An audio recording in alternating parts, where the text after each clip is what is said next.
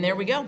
We'll just start with, I want to make sure, I guess I should say a little bit about myself. I'm Nick Detter. I'm currently finishing up my master's in agronomy at K-State, and before that I was an NRCS employee in Abilene, Kansas. I started in June, and with everything going on in the federal government, decided to take the buyout offer, so I'm kind of in transition right now. But as I was just talking to him about, K-State's actually starting a regenerative agriculture extension specialist position that I applied and interviewed for a week ago, and feeling decent about that. Supposed to hear by the end of March I'm the one that they're going to pick for that. So, but this is definitely the space I want to work in, regenerative agriculture. I'm a couple generations removed from the farm, had cousins and stuff that helped out on the farm growing up, but didn't ever think this would be the direction I'd go. But now, talking with the wife even about, is homesteading something we're trying to get into. So I'm very interested in all this conversation. Want to be as involved and be an advocate and be help people like these who are really doing the work on the ground as much as possible. And I'm just glad I get to have the opportunity to be here today and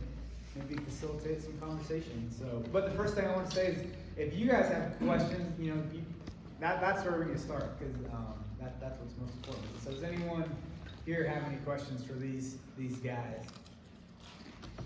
So for somebody who is wanting to get started, we have beef, done pigs for hobby. I don't know why you do pigs for hobby, but pigs for hobby. What would be the best way to kind of shift mindset from commercial to direct market? Does that make sense? Like what would you tell somebody that is new and is thinking about it? Good advice, things to avoid.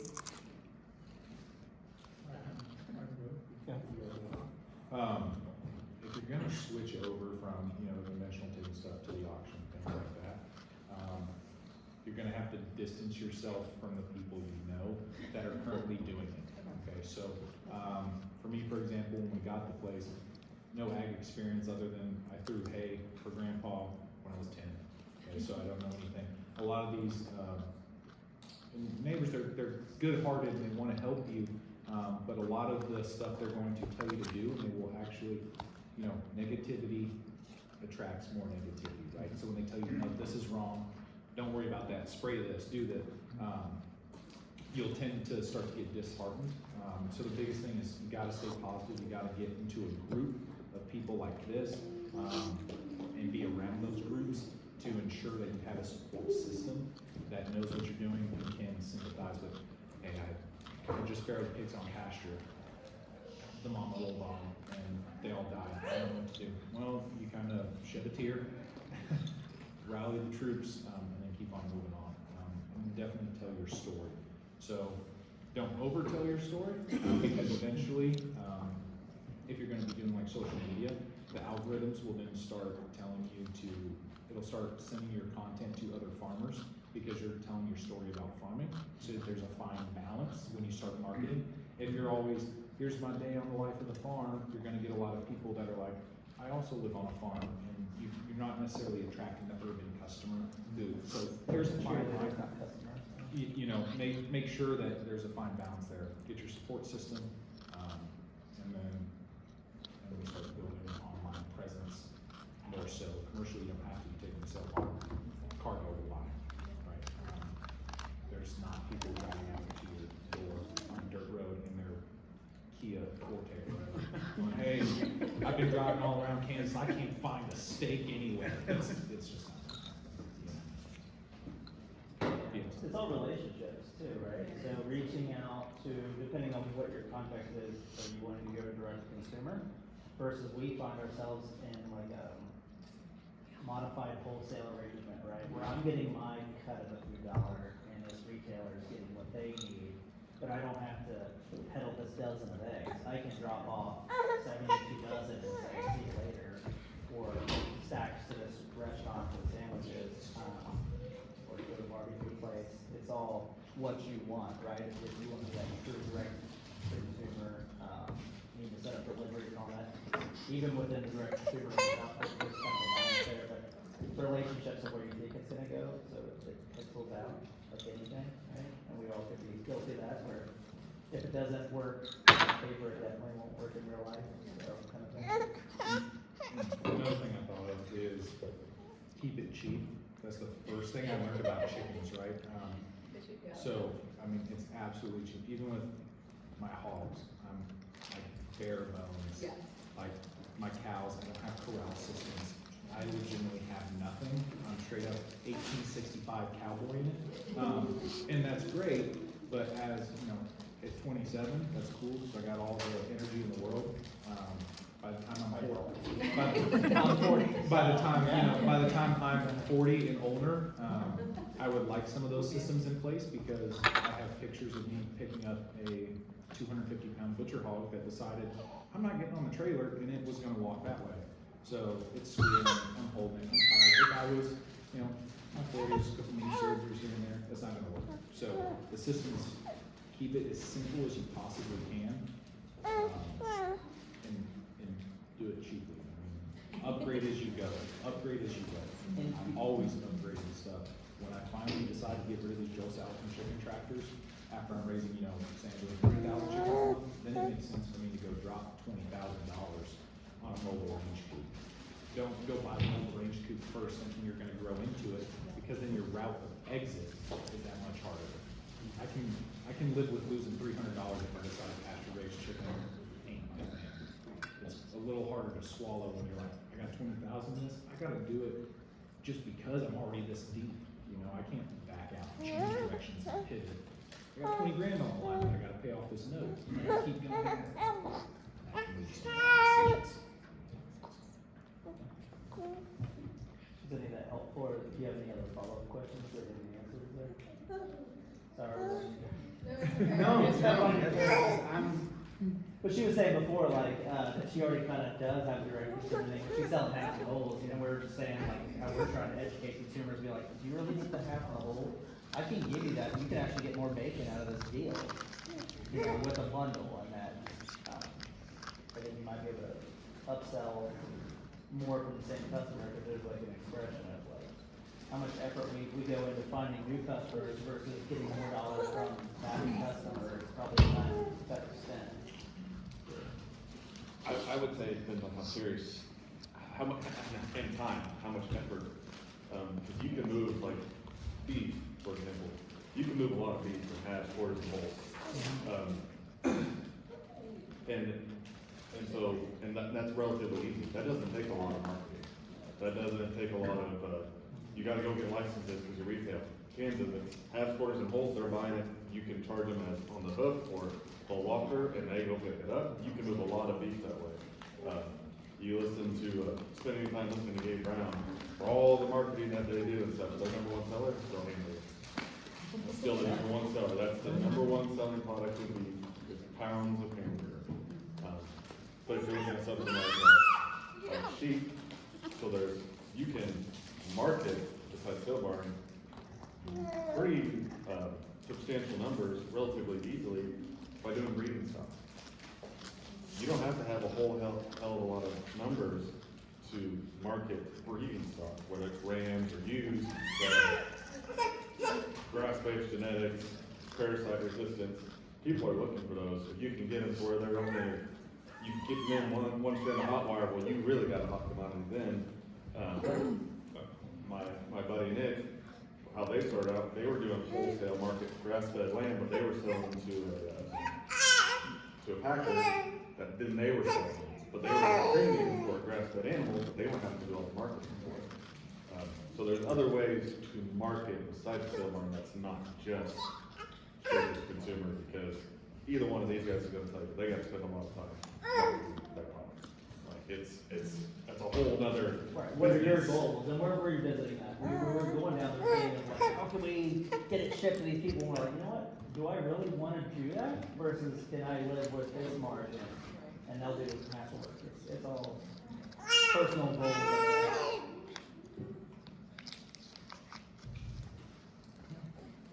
Any other questions before Sorry. It's always the worst, right? You're eating right when somebody wants you to say something. I raise goats, and I'm looking for a mix to be able to stockpile to start raising them on late fall. So it's going to be all frozen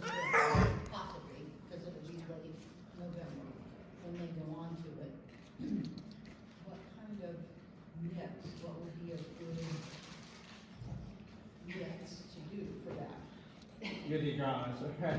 So, there you go. My response would be, I'll put you in touch with people, don't worry. Forage sorghums, Yeah. sunflowers, cowpeas, any kind of brassica in that mix. Brassica, I mean, like, you know, the big tillage radish, everyone's, oh, tillage radish. In our area, the best time to plant tillage radish is in the summertime. Say that word, what word? Tillage radish, Oh, it's a daikon radish. Right. Yeah, best time to plant that is in the summer. That's where you get your most bang, most growth out of it. by planting Do in you the summer. wait on the sort, in the video, and that you had your sheep on the sorghum? Some people were like, don't put it too early. What was your experience on that? I didn't want to interrupt during your talk. Just- Do you have just- any problem? Just don't graze it through the frost. You gotta let it dry down. Prussic acid. Yeah, just because of Right. prussic, just So, because of but prussic acid. before, and then, and we waited till after Oh, no, frost. green, that's where you wanna really make money grazing sorghum sedan. You graze it. We did our peas and that after they Yep. dried. We did wait till after the frost, but yeah, I didn't know how much before then. Oh, yeah, no, as soon as it's, I don't know, however cold that is from the. Well, that was the other issue, right? Yeah, yeah. Yeah, so when I got into sheep, I was told, they won't graze tall stuff, they won't go into it. I only had it one time, and that was on a hairy vetch rye mix, and a hairy vetch looks like this. So I actually had to drive my four-wheeler in to make a path so they could get in. Sure. It's just because it looked like the wall, but otherwise, as far as it being tall, never had a problem. Never had a problem, they'll work their way in, but yeah. As far Yeah, as we got ours farming- in the ground late this year, and then I was making sure it was tall enough, so then we ended up saying, forget it, and I waited till after frost, and it's a shame because I could have utilized that ground. We could have got a graze, let it get some regrowth, and Now, so, I don't know on goats.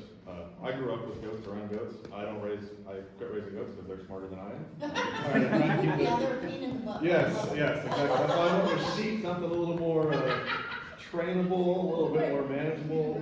But I got a good buddy, Aaron Sawyers, and he learned from a guy in Missouri, Harry Cope. So he will graze, whole plant, like grain milo, goat plant and milo, and that's what he wintered his cows on, was whole heads on it and everything. And Harry Cope in Missouri will do that with the sheep too. Just whole plant, whole thing, that's his winter feed program. So that might be an option. we've done that as well. Yeah. I don't know. So, if they do that, do they leave them? When I put mine on the Milo, I had hay for the first few days, And then kind of just let them transitioned back my diet over, and then I held my breath because, yeah, some will say they're all gonna die, then others are doing it. So I'm presuming in that case, you're removing pens then? Oh, yeah. With that, okay. Not like, so what my experience was with sheep versus like cattle, my sheep are switching to different forests all the time, and I never And transition. they're fine. I never transition. I mean, I'm not saying it's right, I'm not saying it's So wrong. you're referencing bloating that, Yeah. that would be the other follow-up, I Right, guess, right. not letting them have the whole deal. Right, yes. Right. Strip grazing Because that I've way. also thought about, because, well, some laziness in life as well, of just letting them in for a certain number of hours a day, and then pulling them off every day, Mhm. which would be less labor for my situation Right. than moving the fence. Yep. So there actually was research years ago, might have been done by K-State, out at Colby, I think, where they were turning sheep out on the wheat pasture for so many hours a day, bring them back in, and then basically put them on a poor quality hay, free choice. But, so they were controlling their access to really high quality feed for a certain amount of time, Right. bring them back in, which would be something similar to what you're thinking. Right. Yeah, why wouldn't that? Because they're gonna slowly go through, and that's part of the rotation thing versus set stock is I can keep applying nutrition. And you can make sure they clean it, or they do that. Yes, Right, yep, right. and but they're getting the best Right. All the every time. day, yeah, all the time. So if you're turning in too big of area, Right. you can do it for 3 days, because of how the rumen it is, you can maybe go 3, even 5 days, where their nutrition's kind of going like this, because it's tight enough, not too long. But if you go too long, so like how a lot of people run on milo stocks, they got really nutrition when they turn out the milo stocks. By the time they're done, there's nothing in the nutrition, so they got protein tubs, or cake in them, where if you would just move them, you're gonna keep their nutrition plenty like that. Gotcha. Thank you for those insights, I appreciate that. I have a question. So we kind of asked you guys to focus on a specific animal today, but we know these are like systems, you know, and so I wanted to hear if you guys, what your perspective on was kind of the interplay between your livestock. Do you have like, are you ever grazing any of them together? Or do you have a rotation? Like if you're going onto a piece of land, like I'm gonna go cows, chickens, pigs, or something like that, or I'm just curious how you guys kind of view your animals interacting as a system. Mine's year dependent, Okay. and what I'm trying to accomplish that year. So I have a giant calendar, and I keep track of the rainfall and stuff like most farmers, right? So if I'm trying to accomplish rotational grazing, and I know I don't have enough recovery time to allow everything to flow like it does on a wet year, then yeah, I will bring everything together. I've actually broken a couple chicken tractors because some calves decide I like what that chicken's doing. Normally my system is cows, chickens, pigs, egg-laying chickens. So I have 2 chickens. So again, from cleanup, right? Cows go through, make it nice for my broilers to go through. Broilers go through, they, you know, lose feed, et cetera, et cetera. I wanna get that nitrogen incorporated. I bring the pigs right behind them. Pigs stir it all up, hopefully we get a rainfall, you know, thank the Lord for it. Boom, grass explodes. Egg-laying chickens come back through, and they clean up all the leftover grain so that by the time my cows get back, it's all gone. I've actually only had all 3 of my species in one paddock at the same time twice. And that was intentional. I mean, it was absolutely intentional in 2023. I condensed everything down. Again, I had 26 animal units, which I don't know if everybody familiar with that. It's basically a 1,000-pound animal. So for every 1,000 pounds worth of animal, they consider an animal unit. So 1 cow is considered an animal unit. So, and I had 32 cows, head of cattle, but only 26 units. I had them in there with the pigs. I had the top wire plus the bottom wire, and then the chicken tractors. It was a mess. I hated it. Never want to do it again, but it allowed the grass to stay healthy. It allowed me not to destroy my pasture and take it down to cutting grain. It's so year by year, especially when you're focusing on soil. If you go into it, putting this back in the box, you put it in the box, I'm never doing that. Well, what are you gonna do when it hasn't rained for 180 days? Right, you gotta get creative, so. Yeah, similar, it depends. In an ideal world, I'd run the cows and the sheep together, and we have, but we run Highlands as well, so you got the horns, which typically, they're actually okay. What we did find is going in the fall, a couple years ago, sheep were out, kid led them back with alfalfa pellets, forgot to tell them, don't dump that, they dump it, sheep are flying through the air. Nobody became a shish kebab, but that would just say, you already knew it, but when you go to supplement, even if it was a lick tub, other things, there's gonna be more competition versus if we're just out here browsing and that. But the benefits of the dead coast of running the cows and the sheep together is great. Yeah, we try to do like a leader follower. It's situational dependent. Like I said, there's the human element of what I really wanna do versus what, all right, these guys are gonna go over here. But ideal world, yeah, you're gonna bunch them up for the maximum, pasture production and so forth. But yeah, we'll try to follow with chickens or pigs and that. So. I recommend not doing what I did. Like what they're saying is, you keep ruminants with ruminants, keep birds with birds, and keep pigs with pigs. Those were dire circumstances where I mixed it. That shouldn't be common practice, right? Because again, I run longhorns. I have red Angus bulls, but longhorns, right? They have horns and they know how to use them. It's an extension of their body. And when one of my pigs decided to get in its space, now I have a chest. I have a barbecue. Right? So it's not ideal. Ruminants with ruminants is a good rule of thumb. But if we're talking homestead scale too, we're thinking of our idyllic Yeah. polyface models of how and why we do these things for the soil health and so forth, but different context, if somebody's trying to feed their family, so like we have dairy cows too, right? So, you know, as much as I didn't wanna milk the other morning, I'm like, alright, good, because that's what we got, like 6 model babies over here, so that's the other use for that. I could get $10 a gallon, but I also can use it here. When we went out and bought 500 new layers and the restaurants were not pumping it out like they thought, where are those eggs going? Well, the pigs ate a lot of eggs too, so the guardy dogs were able to eat the eggs. So on that scale, it says that relationship, pigs should eat pig feed, but if you're a little heavy on the chicken feed, a little bit's not gonna hurt them at that level. Full time, but Yeah. that interplay of the waste streams and that, is another way we try to incorporate that. Well, I think they're wanting us to wrap up around 12:30, so I'll ask one more question, and it'll be, you all can answer it. But a good question I always hear asked in these kind of panel settings is if you could go back and tell yourself one thing when you were first getting started, what would that one thing be? You guys can all get a chance to offer.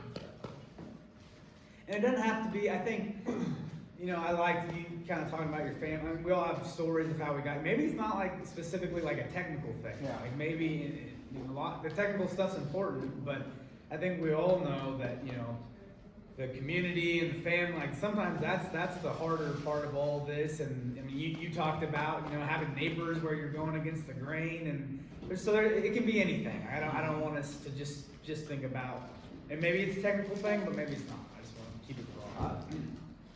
For me, the gut instinct is remember your why. So for me, that got out of place by a lot. Your ego, not in the true ego sense, but there is, right? I'm gonna do it this way, and I'm gonna run it all, and I'm gonna build this thing. And you can leave your family in wait. The reason you did it was that time with those kids to give them that thing that you do together, and then you find yourself out there running a solo more than an arborist in the middle of Kansas, ironically. And, they're not there, right? You're not giving them the time and attention. Who was this for? So, for me, it would be that yeah, you have these goals. There's the business side too, but if your family life suffers, your business is gonna fail too. So remembering to keep all of that in balance. What was I saying, the Amish earlier? Put that away and some of that for myself personally. Yeah. Mine would be to go slower. Just, like, you start with 150 chickens in 1 year. The next year you're at 500. The next year you're at 5,000. And then now you're at 10,000. That jump was so large, and it's because I wanted it so badly. Like, I wanted to farm so badly. I want to get out of my day job and get back to something that I enjoy. That it almost wasn't enjoyable for a while, right? The butchering chickens till 3 a.m. is not enjoyable. I don't care what psycho tells you that.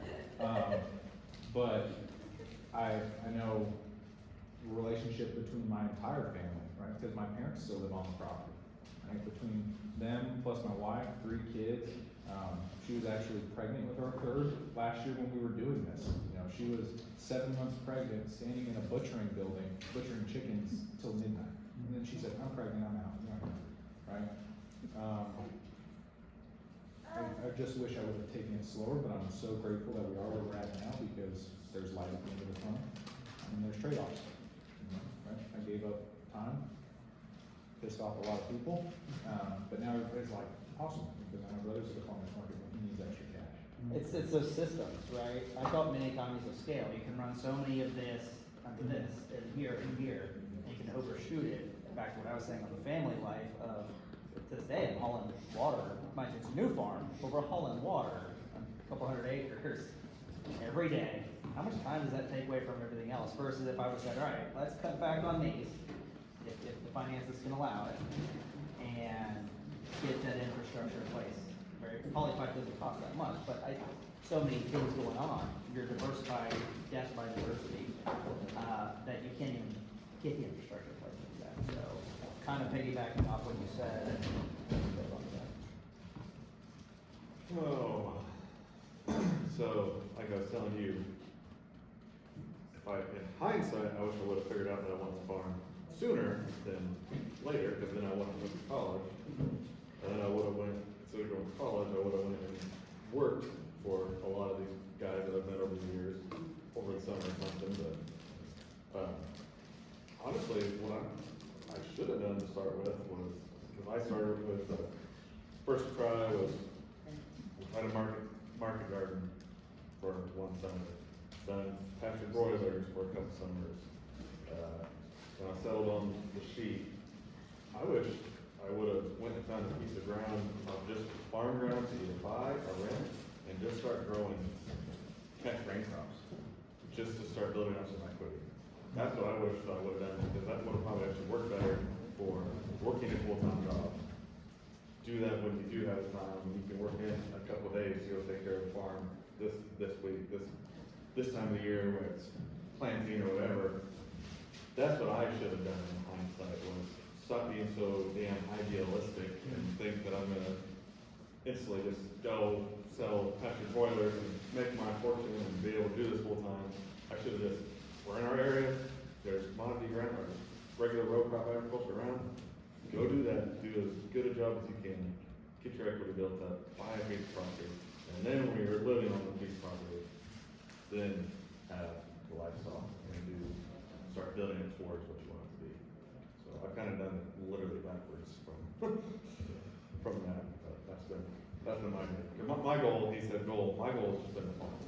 That's my goal. That's a pretty simple goal, but hell of a time trying to get there, so. I would agree with that, looking back on that too. I did everything backwards as well, right? I went to college, you know, started my family, then decided, no, now that I have a family, now I'm gonna go farm. Well, that, you know, if I would have, just really looked at what I wanted to do long term, could have went to a Joel Salatin, could have went to a Gabe Brown, could have went to, what's his name now? Greg Judy, could have, you know, could have went and interned with these guys and got knowledge, saved up cash, and then started small back, right? Starting small goes all the way back to I should have started with education first and learning from people who were doing it. And started there. That was, yeah. Hindsight's 20/20. Hindsight's Yeah. 20/20, you know. Well, you always figure out what you wanna do, you know. Well, after it's. I knew what I wanted to do, but I was gonna get into politics out of high school. That was what I was gonna do in high school. That's the thing too, is I told myself for years I was gonna be a doctor, and then I go and I take my first, biochemistry class, and I'm like, you know, this is cool and all, but I don't like this, like, this is boring. Yeah. And the other goal was, I was gonna get a job that paid a lot, or I was gonna make it, you know, some professional football aspect, and use the money to buy a farm anyways. Yeah. Right, I went to college and was good enough to ride the bench at a D1 school. That doesn't mean I was ever gonna make the NFL, to have millions to come start the farm. If I would have just had more realistic expectations and said, yeah, I want a farm, you can, there's more than one way to skin a cat. I didn't have to go become a millionaire or a neurosurgeon or a biochemist to then fund my farm. You know, you can fund it different ways. Marry a farmer's daughter. The easiest one, you know, the easiest one there, yeah, marry somebody with a farm. Wasn't thinking. My 16-year-old son didn't explain all of that to him. Yeah. He wants to sit on it, big millions of dollars. You guys have any other questions? Shannon, do you have any questions? Are you still hungry? Because we have food you can take I with you. guess I don't- one thing I do want to interject just a little bit, because, you know, I grew up on the farm, I did go to college and there were lots of twists and turns, but I've also found that none of that experience is lost. None of that knowledge is lost. All of those pieces along the way, you might say, oh, that was completely worthless. Not necessarily, that also made you into the person you are today, so. Oh, there's days when I'm out there that my previous life experience in the military fire service is the grit that made you go, what am I doing here right now? And press through it. And then there's the, what am I doing here right now? But, yeah, so like you said, it makes you who you are. It wasn't for all So of it's us. not for not, yeah. Yeah. And that wasn't what I meant by my question, it was just. Oh, we drag it down, Oh. yeah, so we make it all negative because you're trying, those you get the burnout phases, and it's Yeah. neat, as we prepared for this presentation, it actually gave me the opportunity to look through hundreds of photos of my kids, and some of it you go, you know what, I could have done better on that, but then there is this is your why, and it almost reignites your passion when you're able to help, give nuggets of wisdom to other people, so maybe they don't make the same mistakes, whatever it is. My feral kids, man. Oh, it's my feral kids. My oldest, no, she's 9. She remembers life before the farm. The 3-year-old boy doesn't remember anything. He still, when you go into town, pulls his pants down, goes and pees. I'm like, dude, you're in town now. You gotta settle down, right? No, you don't. You know, but he runs around barefooted, no shirt. We got a picture of him at 4th of July, hot dog in one hand, Roman candle in the other, shirtless, like, you know, so. Eggs barefoot, you're like, put some shoes on. We have videos of him picking up cow poop and throwing it at me, and then we get to a cow poop, you know, throwing war, you know, and it's like, yeah, you look back and it reminds me of it. I'm so glad to be here where I'm at. But yeah, those days make it worth it. So our sheep model, again, both working full time. We got 4 kids now. When we sold the sheep, we were up to 3 kids, and it was not sustainable because I was out every evening, either right when I got off work, doing it, or I had to go back out and go move sheep. And so I spend an hour, 30 minutes to 2 hours, depending on how much fence I had to set up away from the family. And I don't, like this winter, we had all this snow. But- It's systems. Yeah, but it's just one of those things, that was what we could do, that was the easiest, that I knew was secure. I didn't have the time to mess with trying to train sheep to couple strands of hot wire, because I could put up and I've take been down down the to 2, fence, and so- then they Yeah. decide, you know what, we're not down to 2 Yes, anymore, and yes, then exactly. you kind of throw up your arms. And so, yeah, you just, and when we got rid of sheep, I mean, I was very sad when we got rid of sheep, I was very emotional about it. And looking through the pictures, and that's why I threw those last 2 pictures on my slideshow, was because, yeah, Thursday, I mean, trust me, I like when I get off work and just come home and deal with the garden, deal with the chickens in the backyard. But I still miss the sheep. I don't miss moving the damn fence, but I do miss the sheep. I miss when lambing's done and we got this, and then take it to the sale barn and you get that nice big fat check in the mail. It's like, that there was a reward to it, but yeah, it's burnout is absolutely, Oh, it's real. Yeah, But yeah. if you're talking homestead sense too, it's part of that infrastructure. Once you get good perimeter fences in, then you can truly cross fence versus I'm fencing 4 sides every time. Yep. You get that down to 1, you got the buried lines with quick connects under the ground, like Great Duty in that. yeah. That can free up some time, Yep. and then Yep. mentally, you know, Yes. so it's not all negative here, and nobody will ever follow the advice, none of us do, where they say, don't overshoot, you know, how much diversity are you doing out there? Get those systems down, go from this many birds to this many birds, and nobody does it, but if you do it, I think you can have both, right? You can have the farm, you can have all that, and sanity. So. And that's why I I'm said, somewhere around, but- and that's why I said we live in the wrong country for sheep, because you can go to, basically any of the Commonwealth countries, you go to any property, they already got sheep pens. We don't. We are, like, honestly, the easiest from an infrastructure standpoint, enterprise to get into in Kansas is gonna be beef. Yeah. It's just financially trying to get into beef right now, well, good luck with that, but I mean, that was even a hurdle I had to go over, because my field was hay forever, and Right. so I didn't have fence. Right. So people, again, neighbor calling me crazy, didn't have the money to put up a 5-strand barbed wire, so I put up a 2-strand high tensile. And he was like, you're gonna keep in cows with that and keep them off the road and everything? I said, if we don't, we'll cowboy them up and we'll catch them and bring them home and try again tomorrow. So another thing, can-do attitude, there's always tomorrow. Cows got out, because they weren't trained to electricals. I bought wild cows, longhorn cows that traveled the Flint Hills out, you know, in El Dorado, Rosalia. Okay, brought them home, and they were like, you're keeping me in a 1/4 acre paddock? I don't think so, man. Watch this, you know, and so It took time, it sucked, I choked out more cows than I like to say, because you just gotta, again, you can't catch them, you gotta wrestle them.